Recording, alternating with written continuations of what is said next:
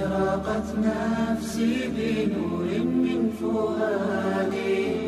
حينما رددت يا رب العباد وانتشت الله نحمده ونستعينه ونستغفره ونؤمن به ونتوكل عليه ونعوذ بالله من شرور أنفسنا ومن سيئات أعمالنا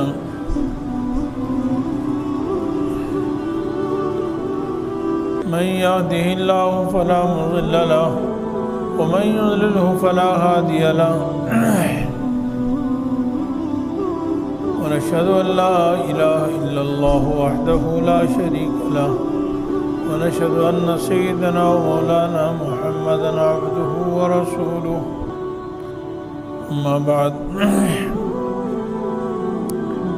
أعوذ بالله من الشيطان الرجيم بسم الله الرحمن الرحيم وما لكم لا تقاتلون في سبيل الله والمستضعفين من الرجال والنساء والولدان الذين يقولون ربنا أخرجنا من هذه القرية الظالم أهلها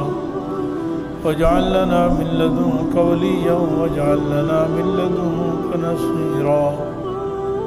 صدق الله العلي العظيم وصدق رسوله النبي الحبيب الكريم ونحن على ذلك لمن الشاهدين والشاكرين والحمد لله رب العالمين. درود شریف اللهم صل على محمد وعلى آل محمد كما صليت على إبراهيم وعلى آل إبراهيم إنك حميد مجيد. اللهم بارك على محمد وعلى آل محمد كما باركت على إبراهيم وعلى آل إبراهيم إنك حميد مجيد. اللہ جل جلالہ ساری کائنات کے خالق ہیں، مالک ہیں. اللہ تعالیٰ نے ساری کائنات کو بنایا اور وہی اس کائنات کے نظام کو چلا رہے ہیں.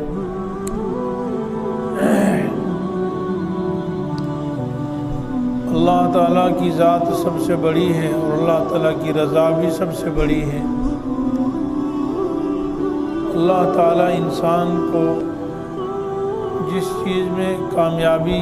بتائیں وہی کامیابی ہے اور اللہ تعالیٰ جس چیز میں انسان کی ناکامی فرمائے وہی ناکامی ہے. حقیقی علم اللہ ہی کے پاس ہے. اللہ تعالیٰ نے ہمیں زندگی گزارنے کے لیے بہترین ہدایات اور رہنمائی فرمائی ہے. ان ہدایات میں سے اور رہنمائی میں سے یہ ہے کہ مسلمان ایک دوسرے کے ساتھ محبت کریں اور اس کائنات کے رہنے والا ہر مسلمان خواہ وہ مشرق کا رہنے والا ہو یا مغرب کا رہنے والا، شمال کا ہو یا جنوب کا، کہیں کا رہنے والا ہو، وہ سب کے سب آپس میں بھائی بھائی ہیں. اور اسی مناسبت سے مسلمان آج کے دن یوم کشمیر کے نام سے مناتا ہے. یہ آج کا دن،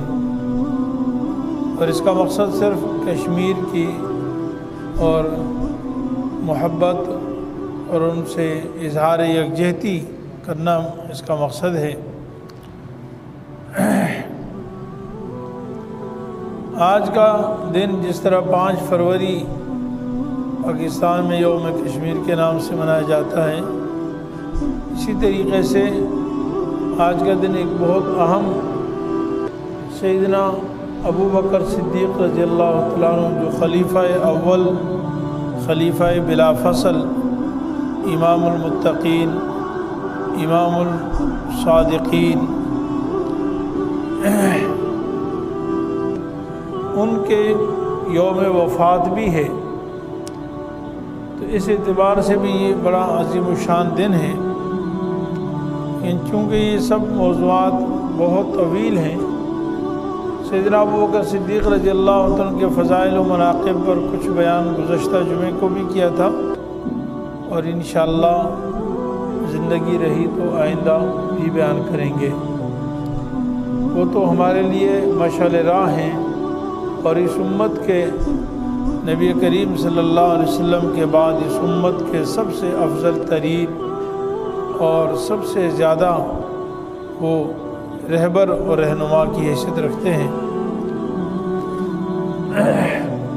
آج کشمیر کے حوالے سے کچھ ہماری ذمہ داری اور مسئلہ کشمیر حل نہ ہونے کی کچھ وجوہات آپ حضرات کے سامنے عرض کرتا ہوں،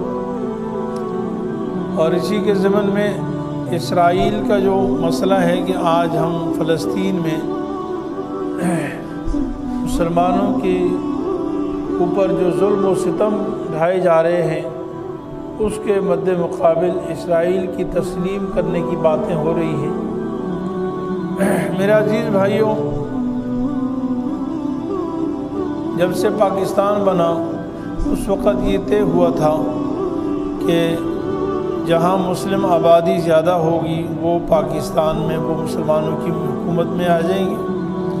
اور جہاں ہندو آبادی اور اکثریت ہوگی تو وہاں پر وہ ہندوستان کے حصے میں آئے گا اور وہاں ہندو حکومت ہوگی۔ لیکن اس فیصلے کے آج تک یعنی بھارت نے، انڈیا نے اس پر انصاف کے مطابق عمل نہیں کیا، اور 1947 سے لے کر آج 73 سال گزر چکے ہیں اور کشمیر میں مسلمانوں پر ظلم ڈھایا جا رہا ہے۔ یہ بات پوری دنیا جانتی ہے کہ کشمیر وہ علاقہ ہے جہاں مسلمانوں کی آبادی ہے، اور صرف یہ نہیں کہ اس وقت آبادی زیادہ تھی، آج بھی مقبوضہ کشمیر میں بھی مسلمانوں کی آبادی زیادہ ہے اور ہندو اکثریت بہت کم ہے۔ باوجود اس واضح قانون کے اس وقت بھی ہندوستان نے، انڈیا نے اس فیصلہ کرنے میں ظلم کیا اور ناانصافی سے کام لیا، اور آج تک اسی پر اڑا ہوا ہے کہ ٹھیک ہے اگرچہ انڈیا مقبوضہ کشمیر میں رہنے والے مسلمان زیادہ ہیں، لیکن چونکہ وہاں پر ایک سکھ حکمران ہے تو سکھ حکومت کی وجہ سے، حکمران کی وجہ سے، چونکہ وہ حاکم نہیں چاہتا کہ ہم پاکستان کے ساتھ یعنی حکومت میں شامل ہو جائیں، اس لیے ہم کشمیر کو پاکستان کے حوالے نہیں کر سکتے۔ حالانکہ یہ بات 100% انصاف سے ہٹ کر ہے، کیونکہ جب فیصلہ واضح طور پر ہوا کہ آبادی کے اعتبار سے دیکھا جائے گا کہ وہاں رہنے والے کون لوگ ہیں اور وہ مسلمانوں کے ساتھ رہنا چاہتے ہیں یا ہندوستان کے ساتھ، ہندوؤں کے ساتھ رہنا چاہتے ہیں، ان کو اختیار ہوگا۔ تو اس وقت سے لے کر آج تک ظلم ہو رہا ہے، اور مسئلہ کشمیر آج تک حل نہیں ہو رہا۔ اس کی بھی کئی وجوہات ہیں، ان میں سے ایک وجہ یہ بھی ہے کہ خود ہمارے حکمران اس بارے میں یعنی مکمل طور پر یعنی سچائی سے اور امانت اور دیانت سے اس کی فکر اور اس کی محنت نہیں کر رہے، اس لیے کہ ہم خود امریکہ، برطانیہ اور غیر مسلموں کے تابع ہیں، اور ہماری ان سے تعلق اور ان سے دوستیاں ہیں، اور جب دل سے اور پوری دیانت کے ساتھ ہم محنت نہیں کریں گے اور ہمارے حکمران نہیں چاہیں گے تو پھر کیسے مسئلہ کشمیر حل ہوگا۔ اور دوسری وجہ ایک یہ بھی ہے کہ مسلمان جتنے حکمران ہیں پاکستان کے علاوہ دنیا بھر کے جتنے مسلمان حکمران ہیں ان کا آپس میں بھی اتحاد اور اتفاق کا فقدان ہے، ان میں آپس میں اتفاق نہیں ہے۔ اگر پورے دنیا کے مسلمانوں کے آپس میں اتفاق ہو، اتحاد ہو، تو ممکن ہی نہیں کہ آج تک یہ مسئلہ حل نہ ہو یا فلسطین کا مسئلہ حل نہ ہو، چونکہ پوری دنیا میں اپنے آپ کو خدا کہنے والا اور اپنے آپ کو سپر پاور کہنے والا امریکہ وہ یہ مسائل حل نہیں کرنا چاہتا، اور اس کے مقابلے میں ہم میں سے مسلمانوں میں سے کسی میں وہ طاقت نہیں ہے، وہ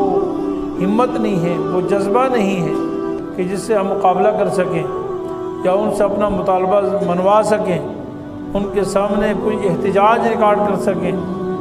اس لیے آج تک جتنے بھی حکمران ہیں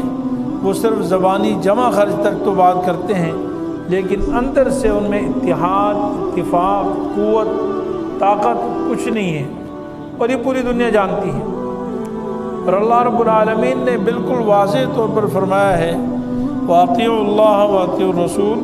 وَلَا تَنَازَعُوا فَتَفْشَلُوا وَتَذْهَبَ رِيحُكُمْ وَاصْبِرُوا إِنَّ اللَّهَ مَعَ الصَّابِرِينَ۔ اگر مسلمان کافروں کے مقابلے میں جتانا چاہتے ہیں کہ ہماری بھی ایک پاور ہے، ہم بھی طاقت رکھتے ہیں، تو اس کا واحد طریقہ یہ ہے کہ اللہ اور اس کے رسول کی اطاعت کریں اور آپس میں لڑائی اور جھگڑا نہ کریں۔ وَلَا تَنَازَعُوا، ورنہ جب آپس میں لڑیں گے، آپس میں جھگڑیں گے تو نتیجہ یہ نکلے گا کہ پھر تمہاری قوت ختم ہو جائے گی، تمہاری پاور ختم ہو جائے گی، اور پھر دشمن کے مقابلے میں تمہاری کوئی حیثیت نہیں ہوگی۔ آج ہم آپس میں اگر دوستی ہو، مسلمانوں کا آپس میں اتحاد و اتفاق ہو، تو اللہ تعالیٰ کا قرآن کہتا ہے کہ آپس کے اتفاق کا یہ نتیجہ ہوگا کہ دشمن بھی تمہارا دوست ہو جائے گا۔ عَسَى اللَّهُ أَن يَجْعَلَ بَيْنَكُمْ وَبَيْنَ الَّذِينَ عَادَيْتُم مِّنْهُمْ مَوَدَّةً وَاللَّهُ قَدِيرٌ وَاللَّهُ غَفُورٌ رَحِيمٌ۔ اگر تم اللہ کے رسول کے نقش قدم پر زندگی گزارو اور اس کو اپنے لیے مشعل راہ بنا لو اور آپس میں اتفاق و اتحاد قائم کر لو، تو جو تمہارے دشمن ہیں وہ بھی تمہارے دوست ہو جائیں گے۔ اور اللہ تعالیٰ قادر ہیں، وہ کس طرح کرتے ہیں؟ اللہ بہت معاف کرنے والے، بہت مہربان ہیں۔ ایک اور جگہ اللہ تعالیٰ ارشاد فرماتے ہیں وَمَن يَتَوَلَّ اللَّهَ وَرَسُولَهُ وَالَّذِينَ آمَنُوا فَإِنَّ حِزْبَ اللَّهِ هُمُ الْغَالِبُونَ۔ جو اللہ سے دوستی رکھے اور اس کے رسول سے محبت رکھے اور ایمان والوں سے محبت ہو، یہ تینوں چیزیں لازم ملزوم ہیں۔ اللہ کی بھی اطاعت ہو، اللہ کے رسول سے بھی دوستی ہو، اور ایمان والوں سے بھی دوستی ہو، آپس میں اتفاق ہو، آپس میں اتحاد ہو، آپس میں دیانت ہو، صداقت ہو، منافقت نہ ہو۔ تو فرمایا کہ فَإِنَّ حِزْبَ اللَّهِ هُمُ الْغَالِبُونَ، یہ اب ایک پوری جماعت بن گئی، اللہ اور اس کے رسول اور ایمان والے۔ اور فرمایا کہ جب یہ اللہ کا فوج ایک فوج بن جائے گا، ایک لشکر بن جائے گا، تو پھر یہ غالب ہو کر رہیں گے۔ تو ایمان والوں کے غلبے کی یعنی بنیادی جو وجہ ہے، جو قرآن نے ہمیں بتائی ہے، وہ یہ ہے کہ مسلمان آپس میں متحد و متفق ہوں، اور حکمران یعنی واقعی دل سے اس بات کا فیصلہ کریں، بغیر کسی منافقت کے اور بغیر کسی چاپلوسی کے، وہ اس بات کے لیے تیار ہوں، تہیہ کر لیں، عزم کر لیں کہ ہم نے کشمیر کو آزاد کروانا ہے۔ آج اسلامی ممالک کی جو تنظیم ہے، اگر وہ آپس میں اتحاد کر لیں، اتفاق کر لیں کہ جب تک کشمیر کا مسئلہ حل نہیں ہوتا، جب تک فلسطین کا مسئلہ حل نہیں ہوتا، ہم کسی غیر مسلم کنٹری کو، خصوصاً امریکہ اور برطانیہ کو ہم تیل نہیں دیں گے۔ تو ماہرین کہتے ہیں کہ یہ مسئلہ کشمیر 1 مہینے کے اندر حل ہو جائے گا۔ صرف کشمیر نہیں، دنیا بھر کے مسلمانوں پر جہاں مظالم ہو رہے ہیں، سارے مظالم ختم ہو سکتے ہیں، کیونکہ پوری دنیا غیر مسلم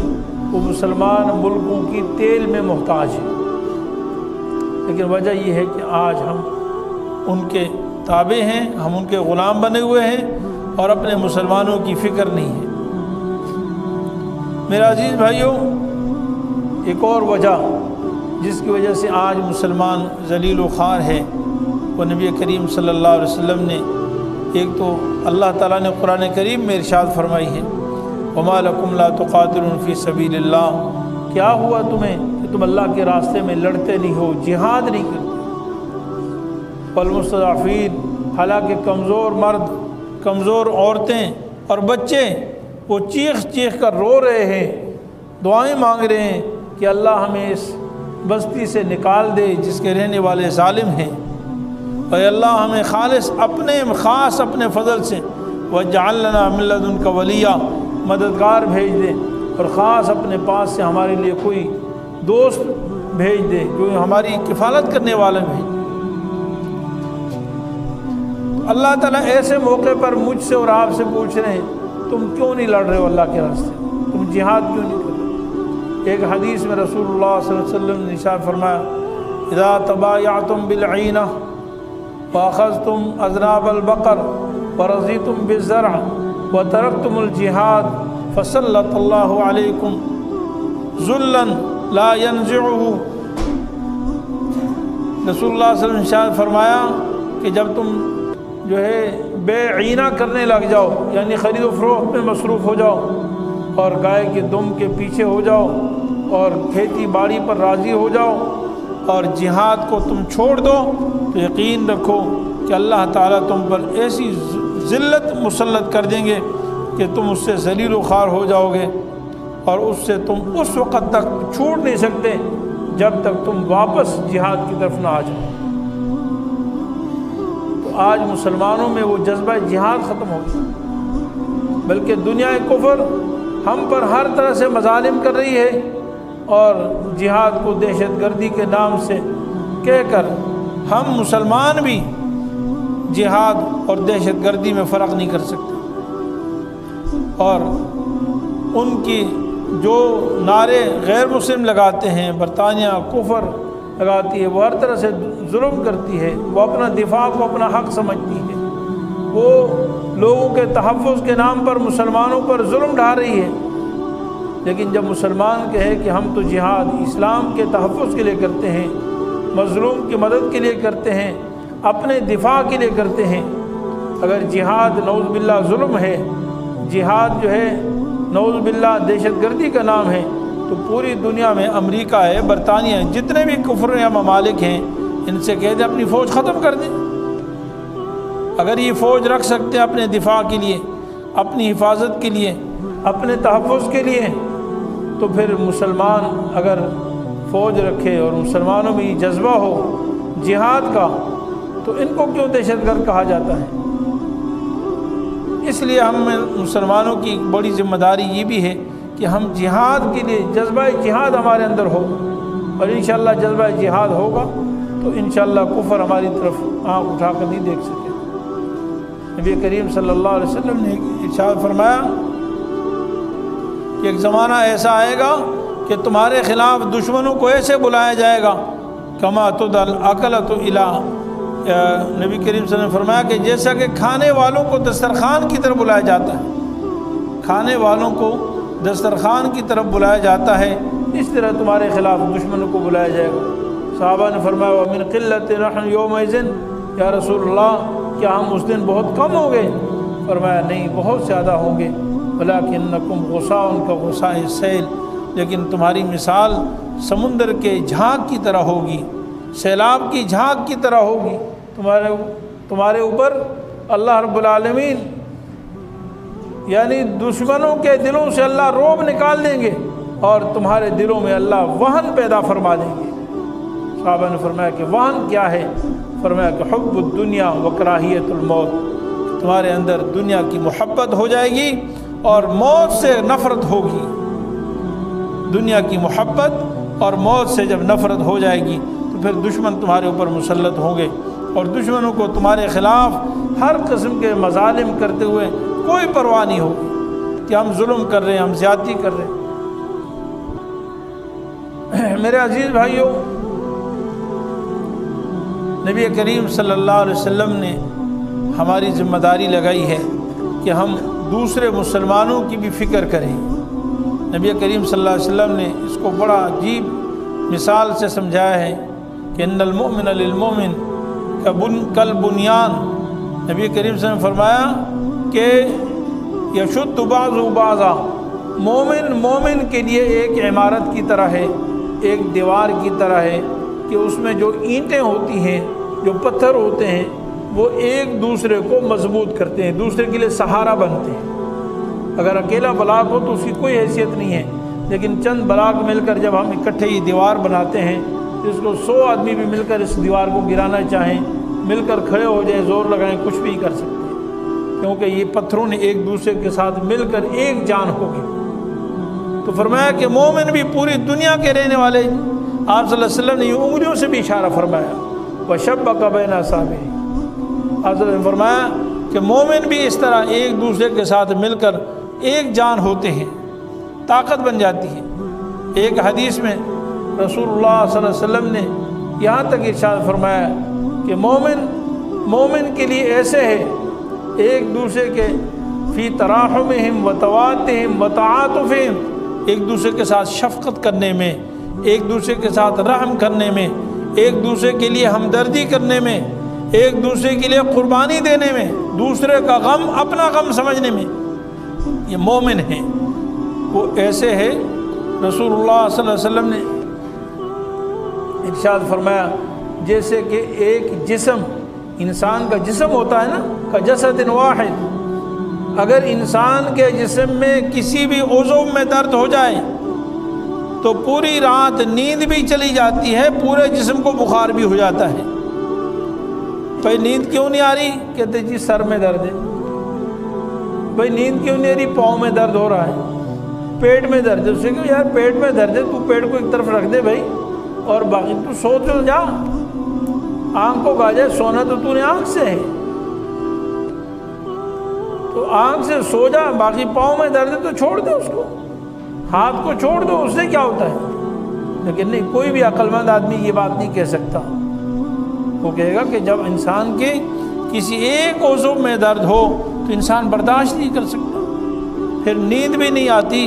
اور پھر کوئی آرام بھی نہیں آتا، بلکہ ایک جسم کے درد کی وجہ سے پورے جسم میں بخار ہو جاتا ہے۔ ان اشتکا عینہ اشتکا کلو، اشتکا راسو اشتکا کلو،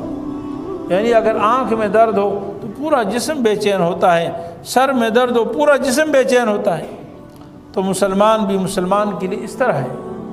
مسلمان یہ نہیں کہہ سکتا کہ ٹھیک ہے جی مشرق کا رہنے والے مسلمان پریشان ہیں، مجھے کیا ہے۔ نبی کریم صلی اللہ علیہ وسلم نے فرمایا کہ جو شخص کسی مومن کی تکلیف، کسی مسلمان کی تکلیف کو دور کرتا ہے، من نفس عن مومن کربۃ من کرب الدنیا، جو کسی مومن کی تکلیف دور کرتا ہے دنیا کی تکلیفوں میں سے، اللہ رب العالمین اس کو قیامت کے غموں میں سے، بلکہ دنیا اور آخرت کے غم اس کے دور فرما دیں گے، دنیا اور آخرت کے غم دور فرما دیں گے۔ اور جو کسی مسلمان کی پردہ پوشی کرے، اللہ تعالیٰ قیامت کے دن اس کی پردہ پوشی فرمائیں گے۔ تو مسلمان ایسا ہو ہی نہیں سکتا کہ دوسرے کی تکلیف اور غم اور پریشانی کو دیکھے اور بے فکر رہے۔ میرے عزیز بھائیوں، دیکھیے اللہ تعالیٰ کی طرف سے جو عذاب آتے ہیں نا، اس کی شکلیں مختلف ہوتی ہیں، اور ایک ہی شکل کسی کے لیے عذاب ہوتی ہے، کسی کے لیے عبرت کی چیز ہوتی ہے، کسی کے لیے رحمت ہوتی ہے۔ یہ اللہ تعالیٰ کی طاقت ہے۔ آج جو مسلمان اور میں اور آپ یہ جو کرونا وائرس اور مختلف وجوہات سے پریشان ہیں، کئی مہینے ہمارے کاروبار بند ہیں اور ابھی بھی مختلف پابندیوں میں جکڑے ہوئے ہیں، SOPs کے اندر ہیں، ہو سکتا ہے